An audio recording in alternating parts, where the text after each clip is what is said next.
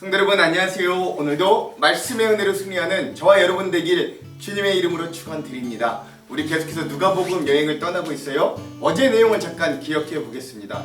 어제 우리는 9장의 상반부의 이야기들을 함께 나눴습니다.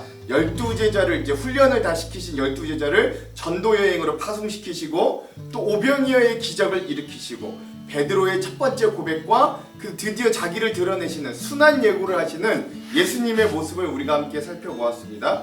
12제자를 파송하시는 모습을 보면서 사명을 주시지만 그러니까 임무를 주시지만 또한 능력과 힘을 동시에 주셔서 그것을 감당케 하시는 주님의 모습, 또 그런 주님의 사명, 주님의 명령에 순종할 때 세상의 왕도 두려워할 복음의 역사를 누리게 하시는 그 주님의 은혜들을 우리가 12제자들이 전도여행으로 파송함을 통해 좀 알게 되었고요. 또 하나 우리가 다음으로 살펴볼 오병이어, 계속 나뉘죠. 이 사복음서에서 유일하게 공통적으로 들어가 있는 기적인데, 그래서 요한복음 나눌 때도 우리가 한 번 더 나눌 텐데, 어쨌든 적은 것으로도 놀랍게 역사하시는 주님의 은혜, 또한 이 5,000명을 먹이실 때도 50명씩 앉게 하셔서 질서 있게 행하시는 그 주님, 그리고 또 풍성히 자기의 사랑하는 제자들과 자녀들을 풍성히 먹이시고 책임져 주시는 주님의 은혜들을 우리가 오병이어를 통해 함께 다시 한번 나눠봤고요. 자, 마지막 세 번째로 베드로가 주님은 너희는 나를 누구라고 생각하느냐? 라는 예수님의 질문에 주님, 예수님은 하나님의 그리스도십니다 라고 하는 정확한 답을 통해 예수님이 흡족해 하시고 드디어 내가 나의 진짜 정체를 이 제자들에게 밝혀도 되겠다 하는 마음의 첫 번째 순환 예고, 즉 내가 대제사장들과 율법학자들과 바리새인들에게 잡혀서 순환, 고난을 당하고 죽고 3일 만에 부활할 것이다 라고 하는 메시아로서의 사명과 임무를 밝히시는 그 주님의 모습을 통해, 그리고 그런 주님의 길을 따르는 게 진짜 제자도다 라고 말씀하시는 걸 통해 예수를 주로 고백하는 제자들의 진정한 제자도는 무엇인가, 우리가 이것도 어제 함께 나누어 보았습니다. 오늘은요 거기에 이어서 9- 누가복음 9번째 9-2의 시간입니다. 오늘도 인자의 사역과 확장 6번째 시간이고요. 분량은 9장의 남은 부분, 즉 9장 28절에서 62절까지의 내용을 함께 나누도록 하겠습니다. 제목을 짓자면 너희가 십자가의 길을 따르려거든 이라는 제목을 지어보았습니다. 자, 그럼 오늘 우리가 내용을 들어가기 전에 두 가지 맥을 한번 짚어보고 내용을 들어가 보도록 할게요. 첫 번째, 오늘 9장 하반부의 말씀에 오늘 사역에 동참하는 제자들의 모습은 이제 과연 어떠한가 한번 좀 집중해 봤으면 좋겠습니다. 분위기가 완전 바뀌어요. 전반부에서는 굉장히 능력도 행하고 올바른 고백도 하고 뭐 이런 제자들의 모습이었다면 오늘 이 후반부에 등장하는 제자들의 모습은 어떤가를 집중해 보고 또 이들의 관심과 이 제자들의 관심과 예수님의 관심의 간극이 얼마나 큰지도 한번 좀 살펴보았으면 좋겠습니다. 자, 두 번째, 자, 그럼에도 불구하고 예수님께서 이 제자들에게 알려주시는 진정한 제자도는 또한 무엇인가? 상반부에도 마지막에 진정한 제자도를 알려주시면서 끝났는데 오늘도 마찬가지 이 9장의 후반부에도 진짜 제자도는 무엇인가를 알려주시면서 우리 끝났거든요. 그래서 9장 전체에서는 진짜 제자도에 대한 두 번의 말씀이 등장하는데 오늘 그 마지막 그 예수님이 말씀하시는 제자도는 무엇인가 함께 묵상하면서 깊이 살펴보았으면 좋겠습니다. 이런 두 가지 맥을 짚으면서 오늘 내용을 들어가 보도록 할게요. 자, 9장의 하반부는 이제 제자들의 관심과 예수님의 관심의 분명한 간극을 보여줍니다. 이 상황이 어떤 상황이냐면 이제 예수님께서 갈릴리 지역의 사역을 이 9장으로서 마무리하시고 이제 십자가를 지시기 위해 마지막 사역인 십자가를 지시기 위해 남유다의 중심, 즉 예루살렘을 향해 가시린 그 직전의 장면이다 라고 할 수 있습니다. 그래서 내일 10장부터 볼 우리 내용은 이제는 이 갈릴리 지역에서 벗어나 이 십자가를 지기 위해 유대의 중심부로 향하시는 예수님의 모습을 이제 볼 수 있는 것이죠. 자, 그럼 그런 9장의 후반부의 첫 번째 사건은 변화산 사건이 나옵니다. 자, 내용은 이래요. 이 말씀을 하신 뒤에, 즉 이 말씀이란 내가 십자가를 지고 내가 죽임을 당하고 부활을 할 거니 너희들도 나의 그런 제자가 되려면 진짜 너희들 각자의 십자가를 지고 자기를 죽이고 나를 따라라 라고 하시는 이 말씀하신 뒤에 여드레쯤, 즉 8일 정도가 지나서 예수께서는 핵심 제자인 베드로와 요한과 야고보를 데리고 기도하러 산에 올라가셨다. 예수께서 기도하고 계시는데 그 얼굴 모습이 변하고 그 옷이 눈부시게 휘어지고 빛이 났다. 그런데 갑자기 두 사람이 나타나 예수와 더불어 말을 하고 있었다. 그들은 모세와 엘리야였다. 그들은 영광에 쌓여 나타나서 예수께서 예루살렘에서 이루실 일, 곧 그의 떠나가심, 즉 죽으심에 대해서 이야기하고 있었다. 이거 누가만 이렇게 적어두고 있어요. 그러니까 모세와 엘리야와 예수님이 이제 자기가 어떻게 죽을 것인가에 대해 이야기를 나누고 계셨다라고 하는 거예요. 베드로와 그 일행은 근데 어땠냐? 그 순간에도 잠을 이기지 못해서 졸다가 깨어나 예수님의 영광스러운 모습을 보고 또 그와 함께 서 있는 그 두 사람을 보았다. 그 두 사람이 예수에게서 막 떠나려고 할 때 베드로가 예수께 말하였다.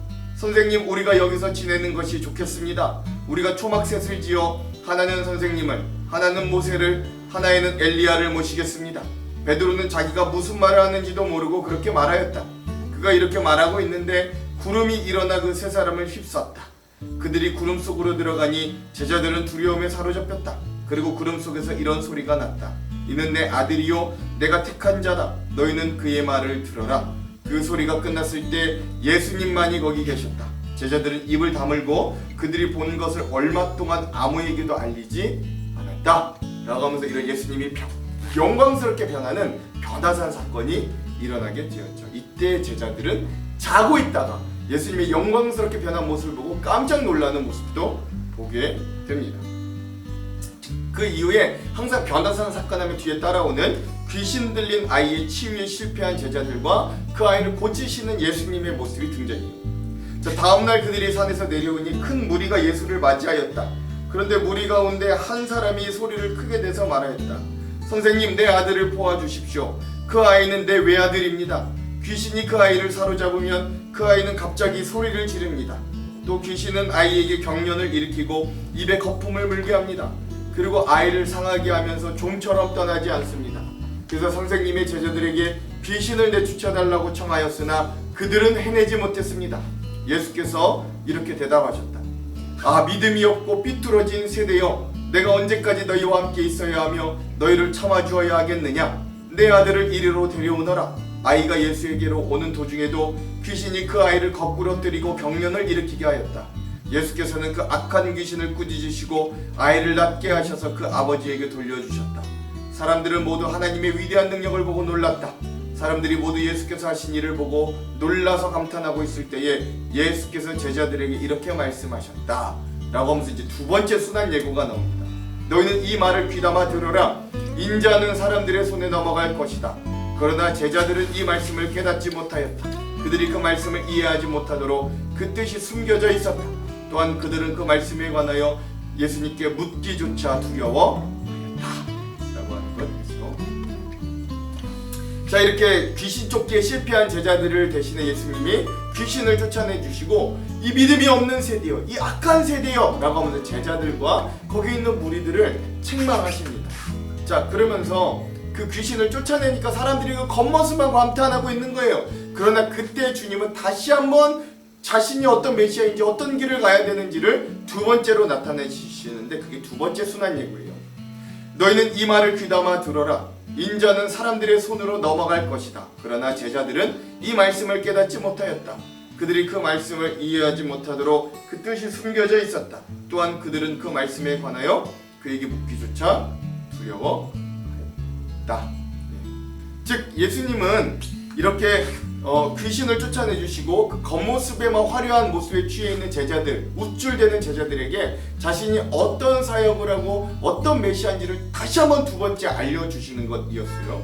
이렇게 두 번이나 예수님이 내가 어떤 길을 가야 되고 너희도 어떤 길을 따라야 되는지를 말씀해 주셨으나 제자들은 도통 알아듣지 못하는 겁니다. 그래서 어떤 일이 일어나느냐, 다음 겸손과 박애에 대한 가르침이 이 사건이 나옵니다. 제자들 사이에서는 자기들 가운데 누가 가장 큰 사람이냐 하는 문제로 다툼이 일어났다. 예수께서 그들의 마음속의 생각을 아시고 어린이 하나를 데려다가 곁에 세우시고 그들에게 말씀하셨다. 누구든지 내 이름으로 이 어린이를 영접하면 나를 영접하는 것이요, 누구든지 나를 영접하면 나를 보내신 분을 영접하는 것이다. 너희 가운데서 가장 작은 사람이 바로 큰 사람이다 라고 하는 것이죠. 예수님이 이제 자기가 죽을 것, 내가 그런 다른 사람들을 위해 낮아지고 죽어야 되는 메시아임을 두 번이나 가르쳐줬음에도 제자들은 그 예수님 앞에서 내가 크냐 네가 크냐 싸우고 있었다는 거죠. 그래서 그런 제자들 앞에 주님은 작은 아이를 세워서 이 작은 아이와 같이 작아지고 겸손하고 섬기는 사람이 바로 그야말로 큰 사람이다 라고 알려주십니다. 또 하나, 신앙의 관용에 대해서도 가르쳐주세요. 그때 예수님의 제자 요한이 이렇게 대답합니다. 선생님, 어떤 사람이 선생님의 이름으로 귀신을 내쫓는 걸 우리가 보았습니다. 그런데 그 사람은 우리를 따르는 사람이 아니므로 우리는 그가 그런 일을 하지 못하게 막았습니다. 그러나 예수께서는 그에게, 요한에게 이렇게 말씀하십니다. 막지 말아라. 너희를 반대하지 않는 사람은 너희를 지지하는 사람이다. 즉 우리 12명의 제자 또는 이 예수님의 그룹에 들어오지 않았다고 해서 예수님은 이 병 고치는 능력이나 주님이 주신 권능을 제한하지 않으셨어요. 즉 이 예수님의 능력과 은혜가 어떤 사람들의 권위나 권력이나 힘이 되지 않도록, 그들만의 소유물이 되지 않도록 주님은 모두에게 열려진 은혜와 능력을 주시는 분이다 라는 걸 알 수 있는 거죠. 단 제자들은 그것이 자기들만이 사유할 수 있는 어떤 능력이 되기를 원했다. 그게 자기들만의 힘과 권력의 근원이 되기를 원했다 라고 하는 것도 잘 볼 수 있습니다. 자, 그리고 나서 이제 본격적으로 주님은 갈릴리 사역을 마치고 이제 유대의 중심 지방인 예루살렘을 향해 떠나는 여행을 하기 시작하는데요. 근데 이제 시간이 없다고 생각하신 주님은 원래 보통은 사마리아를 돌아가는데 사마리아를 통과해서 가려고 했습니다. 그러나 사마리아 사람들이 그때 그 예수님을 배척해요. 내용은 이래요. 예수께서 하늘에 올라가실 날이 다 되었다. 그래서 예수께서는 예루살렘에 가시기로 마음을 굳히시고 심부름 꿈들을 앞서 사마리아에 보내셨다. 그들이 길을 떠나 예수를 보실 준비를 하려고 사마리아 사람의 한 마을에 들어갔다. 그러나 그 마을 사람들은 예수가 예루살렘으로 가시는 도중이므로 예수를 맞아들이지 않았다. 그래서 제자인 야고보와 요한이 이것을 보고 말하였다. 주님, 예수님, 하늘에서 불이 내려와 그들을 태워버리려고 우리가 명령하면 어떻겠습니까? 예수께서 돌아서서 그들을 꾸짖으셨다. 그리고 그들은 다른 마을로 돌아갔다 라고 합니다. 즉, 이 요한은 야고보와 요한은 원래 별명이 우레의 아들들이거든요. 이 사람들도 성격이 보통이 아니에요. 즉 예수님이 가시려고 하는데 너희 사마리아, 사실 우리 민족적으로 볼 때 개만도 못한 너희가 우리의 길을 막어? 우리를 반대해? 그러니 주님, 예수님, 이들에게 하늘에서 불이 너를 떨어지게 하라고 명령하면 어떻겠습니까? 라고 말하자 예수님은 오히려 그 자신의 제자들을 꾸짖으시고 그 사마리아인들을 그래도 용서하시고 다른 길로 돌아가시는 모습을 볼 수 있는 거죠. 자, 그리고 나서 예수님은 이런 한심한 모습들을 계속 보이는 제자들에게 예수님을 따라가는 길, 진정한 제자들의 모습이 이런 거라고 다시 한번 말씀해 주십니다. 이래요. 그들이 길을 가고 있는데 어떤 사람이 예수께 말하였다. 나는 선생님이 가시는 곳이면 어디든지 따라가겠습니다. 예수께서 그에게 말씀하셨다. 여우도 굴이 있고 하늘을 나는 새도 보금자리가 있으나 인자는 머리 둘 곳이 없다. 또 예수께서는 다른 사람에게 나를 따라오너라 하고 말씀하셨다. 그러나 그 사람이 말하였다. 주님, 내가 먼저 가서 아버지의 장례를 치르도록 허락하여 주십시오. 그러나 예수께서는 그에게 말씀하셨다.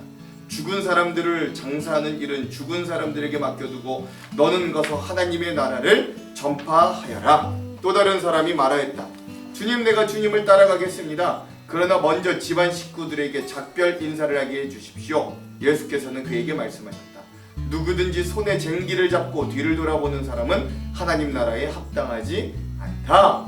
라고 하시면서 예수님은 진정한 제자도를 마지막으로 말씀해 주시면서 이 갈릴리에서의 사역을 마무리하시고 이제 십자가를 지기 위해 예루살렘으로 향하는 여행을 떠나셨다라고 하는 것, 이것이 바로 이제 9장의 마무리였습니다. 자, 중요한 부분들, 중요한 내용들을 일단 주안점에서 한번 같이 나눠보도록 할게요. 자, 그럼 오늘 이 부분 누가복음 9장의 후반부에 핵심 구절을 나눠보겠습니다. 세 군데예요. 48절, 50절, 62절입니다. 먼저 48절부터 읽어볼게요.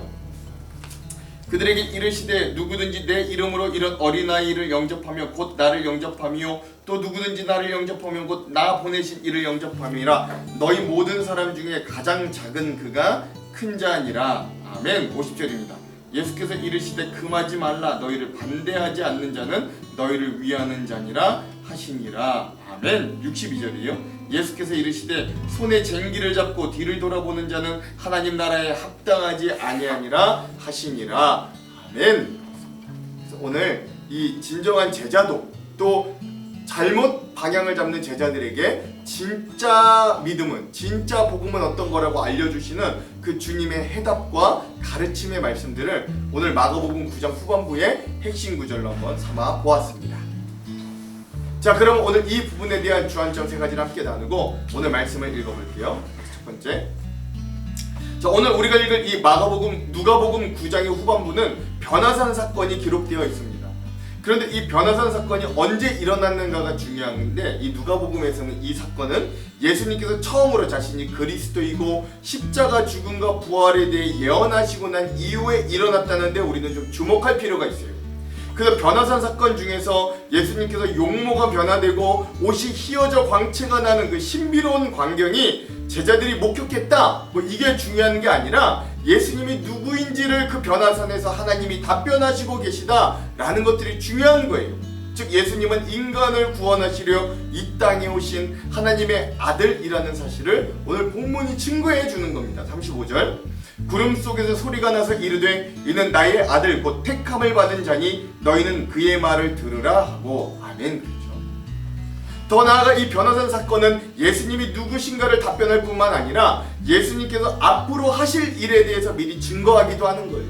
그래서 변화산 사건은 예수님의 죽음과 관련이 있습니다. 즉 내가 죽을 거야 첫 번째로 예언하시고 난 이후에 바로 일어난 사건이기 때문에, 즉 예수님께서 자신의 십자가 순환을 당하고 부활할 것을 말씀하시고 8일이 지나 그 말을 증명하실 놀라운 사건이 바로 이 변화산 사건이기 때문에 그래요. 이 변화산에서 율법과 예언을 대표하는 모세와 엘리야가 예수님과 함께 대화하는 걸 엿볼 수 있는데, 누가복음에는 그 대화의 내용이 유일하게 기록되어 있습니다. 그 대화의 내용이 바로 이것이었어요.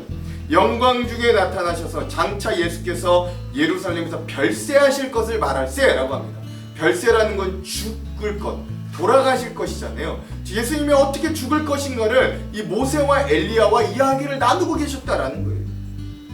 여러분, 구약에서 메시아의 그림자 역할을 했던 모세와 엘리야는 예수님의 별세의 이야기를 듣고 있고, 하나님께서는 그 일을 위하여 택함을 받은 자가 바로 내 아들 이 예수 그리스도라고 공포하고 계십니다.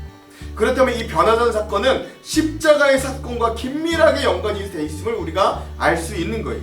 이에 대한 시각자는 이렇게 이야기합니다.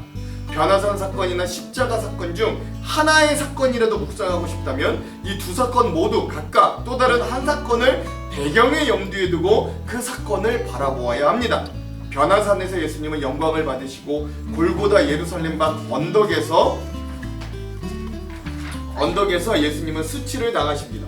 변화산에서는 예수님의 옷은 하얗게 빛났지만 골고다 언덕에서의 십자가에서 예수님의 옷은 벗겨지고 병사들이 제비를 뽑아 나눠 가집니다. 변화산에서는 예수님의 양옆에 율법과 예언을 대표하는 이스라엘의 가장 위대한 영웅인 모세와 엘리야가 있지만, 십자가상의 예수님 양옆에는 두 명의 강도가 있습니다. 변화산에서는 밝은 구름이 현장을 드리우지만 십자가에서는 그 구름이 땅의 어둠으로 임합니다.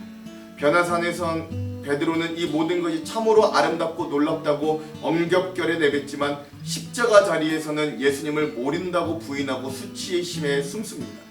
변화산에서는 하나님이 예수님을 향해 직접 이는데 사랑하는 아들이라고 말씀하지만 십자가상에서는 이방인 병사가 놀라며 이 사람은 정말로 하나님의 아들이었다고 말합니다. 그러므로 이 변화산 사건은 예수님의 사역이 자신이 말씀하신 대로 십자가에 달려 고난을 당하시고 죽으시는데 끝나는 게 아니라 이 변화산과 같이 치욕은 영광으로, 고난은 회복으로, 죽음은 영광스러운 부활과 재림으로 변화될 것을 알려주는, 예표하는 귀한 사건이 되더라 라고 하는 것이에요.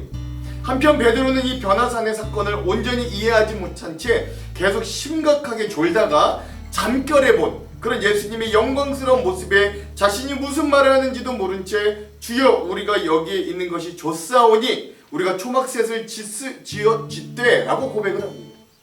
이건 아직도 베드로와 제자들이 예수님에 대한 메시아로서의 이해가 온전하지 못함을 드러내는 장면이기도 해요. 그리고 결국 이튿날 예수님은 베드로의 말을 거부하시고 그들과 함께 다시 산에서 내려오십니다. 즉 우리의 신앙은 우리 신앙은 개인의 어떤 영적인 만족만을 위해 신앙하는 게 아니라, 교회 안에서 그냥 은혜 받고 끝나는 게 아니라 세상에 나아가 말씀을 전파하고 세상을 변화시켜야 하는 역동적인 신앙이어야 함도 이 변화산 사건은 우리에게 메시지를 준다라고 하는 거죠. 이런 의미를 가지고 있다. 우리가 변화산 사건을 함께 읽었으면 좋겠습니다. 자, 두 번째, 어제 우리가 함께 읽었던 누가복음 9장의 상반부에는 소망이 넘치는 장면들이 많았습니다. 드디어 훈련을 잘 받은 12제자들이 전도 사역으로 소망을 받고 파송을 받아 복음을 전하고 병자들을 고침으로 그 소식에 헤롯 왕을 두려워하게까지 만든 거예요. 즉 복음이 온 유대 땅에 퍼지는 모습들을 보게 되었어요. 또한 예수님은 빈들의 목자 없는 양과 같은 무리들을 불쌍히 여기시고 그들을 먹이시고 풍족히 채우기도 하시고, 드디어 예수님의 제자 중에 수제자인 베드로는 예수님께서 하나님의 그리스도라는 놀라운 고백을 하기까지 이릅니다. 그러나 이것도 잠시, 오늘 우리가 보는 9장의 후반부는 그러한 소망들은 온데간데 없이 사라지고 제자들의 한심한 모습들이 계속 연속적으로 여지없이 드러납니다.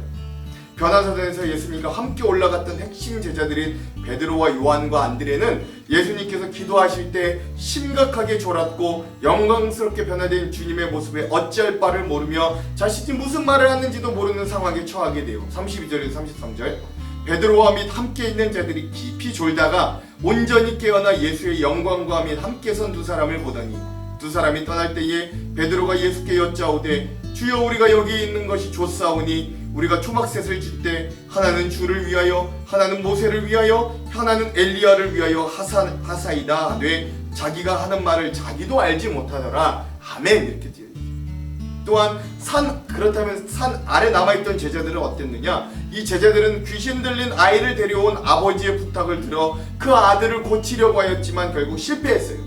이에 대해 예수님은 제자들에게 이렇게 평가하고 말씀하십니다. 40절과 41절.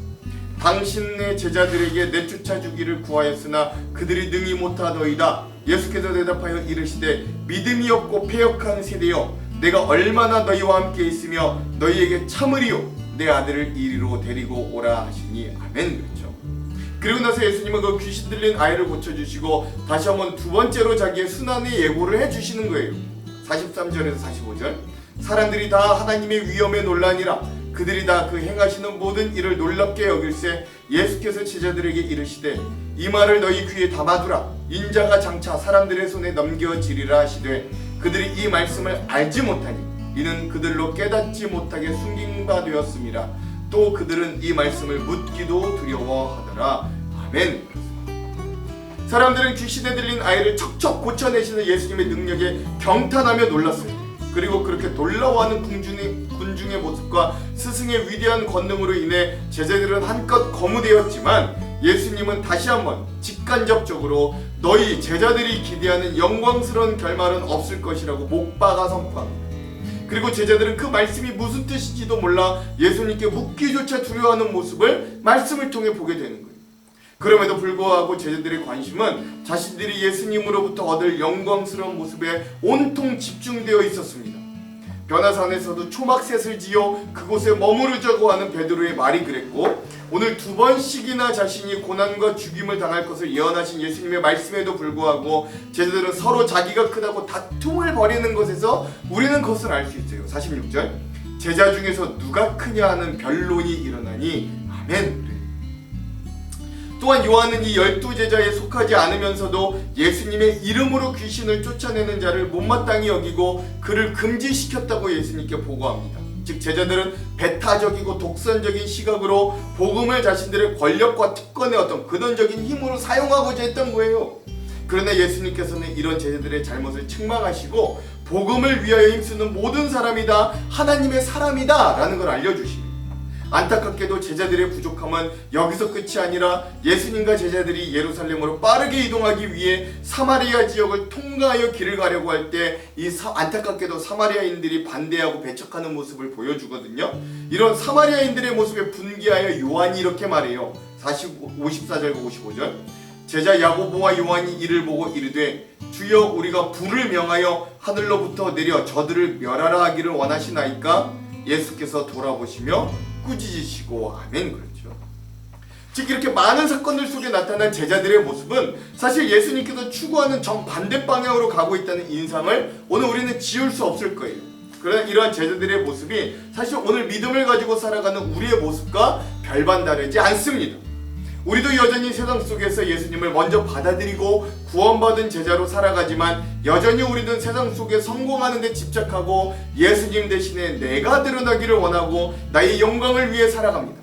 여전히 내가 크냐 네가 크냐 급을 나누고 용서하고 용납하기보다는 불을 명하여 우리에게 손해를 끼치거나 원수 같은 자들이 불타 망하기를 바라기도 해요. 이러한 제자들의 모습을 보며 오늘 우리 신앙인의 모습들, 우리 제자라고 고백하는 우리의 모습도 한번 깊이 되돌아보았으면 좋겠습니다. 자, 마지막 세 번째, 그래서 누가복음 9장에서는 예수님께서 진정한 제자의 도를 2번씩이나 말씀하시는 장면이 등장해요. 한 번은 어제 우리가 이미 나누었듯 베드로의 신앙 고백 이후 자신의 첫 번째 순환을 예수님이 예고하실 때 자신을 따라오려거든 이라는 시작하는 말씀으로 제자도를 말씀하십니다. 23절에서 24절. 또 무리에게 이르시되 아무든지 나를 따라오려거든 자기를 부인하고 날마다 제 십자가를 지고 나를 따를 것이니라. 누구든지 제 목숨을 구원하고자 하면 잃을 것이요 누구든지 나를 위하여 제 목숨을 잃으면 구원하리라. 아멘. 그렇죠? 그리고 오늘 9장의 후반부의 마지막에도 예수님은 다시 한번 자신을 따라오려는 길이 어떠한 길인지, 그래서 진정한 지제도를 가려는 사람들은 어떤 자세와 마음으로 예수님을 따라야 하는지를 다시 한번 말씀해 줍니다. 예수님은 자신의 제자가 되려는 사람들의 조건을 세 부류로 나눠서 그 길을 제시해 주세요. 첫째는 뭐냐? 성급하게 따르려는 자들에게 대한 예수님의 답변입니다. 57, 58절. 길을 가실 때 어떤 사람이 여쭈오되 어디로 가시든지 나는 따르리이다. 예수께서 이르시되 여우도 굴이 있고 공중에서도 집이 있으되 인자는 머리 둘 곳이 없도다 하시고. 아멘. 즉 예수님을 따르는 길에는 물질적인 궁핍이나 사람들의 배척과 같은 고난을 감내해야 함을 알려주심으로 진정한 제자의 길을 가기 위해서는 많은 어려움을 극복해야 하는 인내가 요구됨을 숨기지 않으십니다. 자, 둘째로 예수님을 따르기 지체하고 머뭇거리는 사람들에게 주신 조건으로 제자가 되려면 무엇보다 먼저 하나님 나라의 일에 우선을 두어야 함을 말씀해 주십니다. 59, 60절.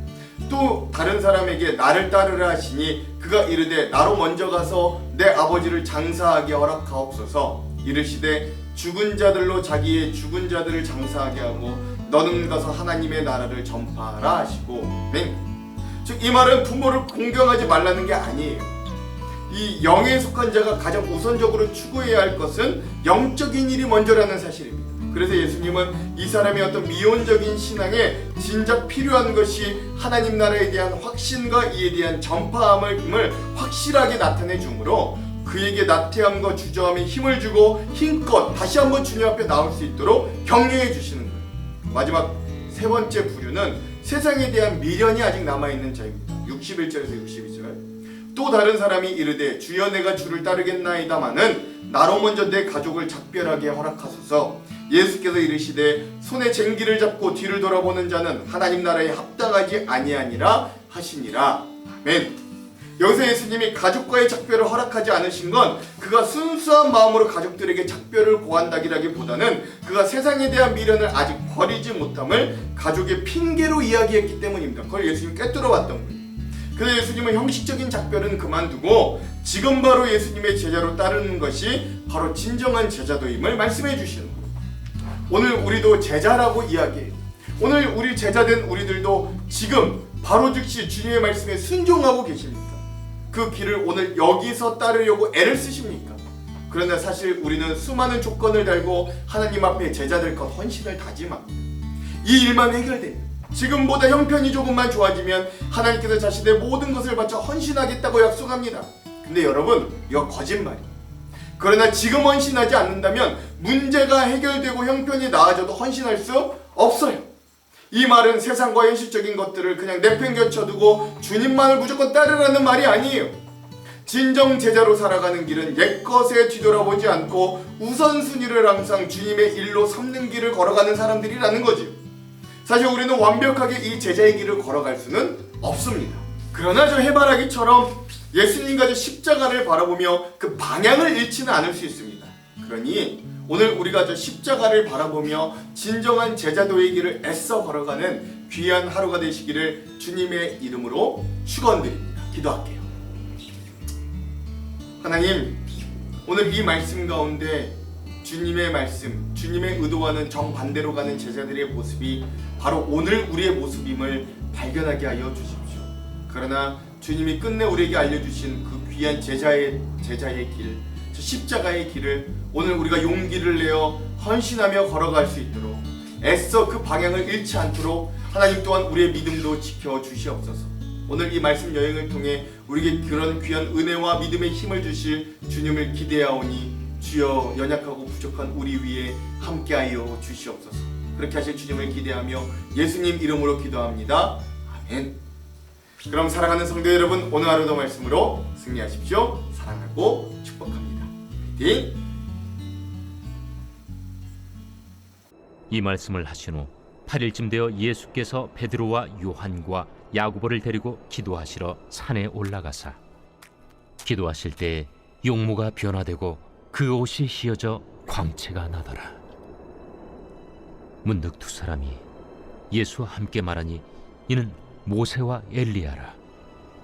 영광 중에 나타나서 장차 예수께서 예루살렘에서 별세하실 것을 말할세 베드로와 및 함께 있는 자들이 깊이 졸다가 온전히 깨어나 예수의 영광과 및 함께 선 두 사람을 보더니 두 사람이 떠날 때에 베드로가 예수께 여짜오되 주여, 우리가 여기 있는 것이 좋사오니 우리가 초막 셋을 짓되 하나는 주를 위하여, 하나는 모세를 위하여, 하나는 엘리야를 위하여 하사이다 하되 자기가 하는 말을 자기도 알지 못하더라.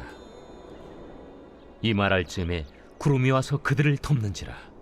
구름 속으로 들어갈 때 그들이 무서워하더니 구름 속에서 소리가 나서 이는 나의 아들 곧 택함을 받은 자니 너희는 그의 말을 들으라. 소리가 그침에 오직 예수만 보이더라. 제자들이 잠잠하여 그 본 것을 무엇이든지 그때에는 아무에게도 이르지 아니하니라. 이튿날 산에서 내려오시니 큰 무리가 맞을세 무리 중에 한 사람이 소리질러 이르되 선생님, 정컨대 내 아들을 돌보아 주옵소서. 이는 내 외아들이니이다. 귀신이 그를 잡아 갑자기 부르짖게 하고 경련을 일으켜 거품을 흘리게 하며 몹시 상하게 하고야 겨우 떠나가나이다. 당신의 제자들에게 내쫓아 주기를 구하였으나 그들이 능히 못하더이다. 믿음이 없고 패역한 세대여, 내가 얼마나 너희와 함께 있으며 너희에게 참으리요. 네 아들을 이리로 데리고 오라 하시니 올 때에 귀신이 그를 거꾸로 들이고 심한 경련을 일으키게 하는지라. 예수께서 더러운 귀신을 꾸짖으시고 아이를 낳게 하사 그 아버지에게 도로 주시니 사람들이 다 하나님의 위엄에 놀라니라. 그들이 다 그 행하시는 모든 일을 놀랍게 여길세 예수께서 제자들에게 이르시되 이 말을 너희 귀에 담아두라. 인자가 장차 사람들의 손에 넘겨지리라. 그들이 이 말씀을 알지 못하니 이는 그들로 깨닫지 못하게 숨긴 바 되었습니다. 또 그들은 이 말씀을 묻기도 두려워하더라. 제자 중에서 누가 크냐 하는 변론이 일어나니 예수께서 그 마음에 변론하는 것을 아시고 어린아이 하나를 데려다가 자기 곁에 세우시고 그들에게 이르시되 누구든지 내 이름으로 이런 어린아이를 영접하면 곧 나를 영접하며 또 누구든지 나를 영접하면 곧 나를 보내신 이를 영접함이라. 너희 모든 사람 중에 가장 작은 그가 큰 자니라. 요한이 여짜오되 주여, 어떤 사람이 주의 이름으로 귀신을 내쫓는 것을 우리가 보고 우리와 함께 따르지 아니함으로 금하였나이다. 금하지 말라. 너희를 반대하지 않는 자는 너희를 위하는 자니라. 예수께서 승천하실 기약이 차감해 예루살렘을 향하여 올라가기로 굳게 결심하시고 사자들을 앞서 보내심에 그들이 가서 예수를 위하여 준비하려고 사마리아인의 한 마을에 들어갔더니 예수께서 예루살렘을 향하여 가시기 때문에 그들이 받아들이지 아니하는지라. 제자 야고보와 요한이 이를 보고 주여, 우리가 불을 명하여 하늘로부터 내려 저들을 멸하라 하기를 원하시나이까? 예수께서 돌아보시며 꾸짖으시고 함께 다른 마을로 가시니라. 길 가실 때에 어떤 사람이 여짜오되 어디로 가시든지 나는 따르리이다. 여우도 굴이 있고 공중의 새도 집이 있으되 인자는 머리둘 곳이 없도다. 또 다른 사람에게 나를 따르라. 나로 먼저 가서 내 아버지를 장사하게 허락하옵소서. 죽은 자들로 자기의 죽은 자들을 장사하게 하고 너는 가서 하나님의 나라를 전파하라. 주여, 내가 주를 따르겠나이다마는 나로 먼저 내 가족을 작별하게 허락하소서. 손에 쟁기를 잡고 뒤를 돌아보는 자는 하나님의 나라에 합당하지 아니하니라.